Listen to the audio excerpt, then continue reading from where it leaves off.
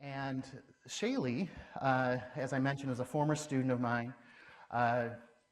Used to be in my office quite a bit at the Zell-Lurie Institute, and I shared with her earlier today. She always made me raise my game because I always knew she was going to ask tougher and tougher questions as an entrepreneur.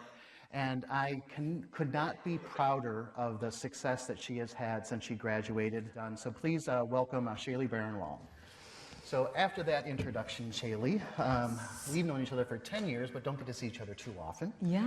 So can you fill me in and fill all of us in on what's happened since you graduated from the MBA program? A lot has happened. A lot happened when I came to school here. Even though I was here at the U of M, I did not follow the traditional path of education here, because one of the cornerstones of the Ross School of Business program was create your own path and action-based learning. Is it still action-based learning? Mm-hmm. Yep. And I took that very seriously. I'm like, okay, if you're telling me action-based learning and I'm going to do that. That was the first time I came to the US. I had never been to this country before that. And I was wowed. And I came here with a single-minded focus that I wanted to do something in the field of education. And having explored that from here, started the company as an internship project. Had my first clients in my second year. Thank you to ZLI for giving me low passes and pushing me through and not letting me drop. And since from then to now, we are currently one of the largest online K-12 education companies. We work with some of the largest schools in the country and just about to go global in refugee camps in China. That's pretty impressive. Thank you. Can you tell us a little bit about each of those companies, a little bit more? Sure. Yeah. How big they are, how big the reach is? Perfect. So the company has two products under it, the one that I started here at the U of M. The first product primarily focuses on low socioeconomic K-12 students across districts. We started with Detroit Public Schools and Ann Arbor Public Schools and some of the kids that were failing here. From there to now, we've worked with over 30,000 students. We've created jobs for over 3,500 teachers in the country. Majority of these K-12 teachers live in small towns in Ohio and Wisconsin or Arizona or Idaho, where they have kids, and from 8 a.m. to 4 p.m. when their kids go to work, they sit in their PJs and work from home. So virtual workforcing, distributed workforces is a reality. After 10 to 15 years, AI is going to be a reality. So the trends in the industry keep changing. So that was our first product, completely B2G, which is business to government, but we've always been for profit. Revenue generating first year, cash flow positive every single year, bootstrapped to multi-million in sales until last year when we raised our first round because we wanted to grow globally. Our second product was a business to consumer product, which is now going to sell directly to parents, like for example, for kids like you who need help with AP or want to learn a new language or want SAT prep. Irrespective of where you live, you can work with the best instructors. The idea was access to all. So what is your goal for these two firms? Access to all. Okay. But a very simple goal. I truly believe that education, to a greater sense, has not changed the way the other things in our life have. How many of you were raised in a small town? Just raise of hands. Okay, great. You probably did not have a Gap store in your town when you were growing up, or maybe you were really young and e-commerce had already started, I don't know. But now if you want something, you go on Amazon and you click and you buy.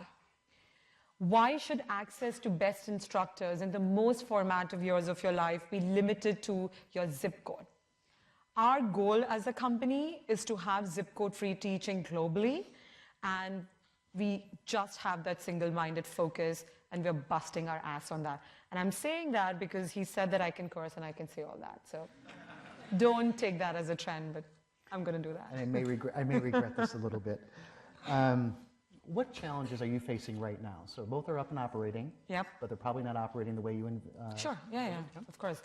I wouldn't really say it's a challenge, but we are overachievers. We set extremely high goals for ourselves, goals that we probably are never going to reach because we dream big. I am a big believer of experimentation. We experiment on different kinds of products, and out of 100 experiments, one of the products might stick. So the challenge, it's not so much a challenge, but it's really tough to find thousands of people who believe in that form of experimentation and who believe in keep continuously challenging themselves. So I think resources and talent is not a challenge, but it's something that I'm extremely focused on, and revenue generation. Adding true value to customers is the only single thing that you can ever do as an entrepreneur that's going to make you successful, not looking at your bank balance.